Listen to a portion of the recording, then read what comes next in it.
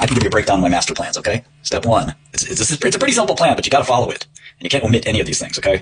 So when I say look at a lot of stocks, I mean hundreds, if not literally every stock in your sector. So like 1A would be, stick to one sector. And, a lot of people think, they have a liberal interpretation of this. This isn't a joke. You got to look at every single stock in your space. There's no ifs, ands, or buts. You can't look at Intel and Taiwan Semi and think you're a semiconductor expert. You got to look at every public company, every private company, every international company.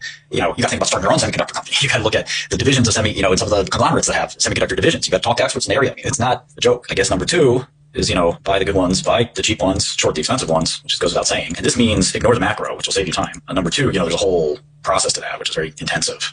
But, you got to pick how many companies you want to look at, make it as large as you can possibly do. You got to evaluate the companies, and then you got to execute on the trades. Don't use leverage, but don't be afraid to take a big position on two conditions. One, you're already up.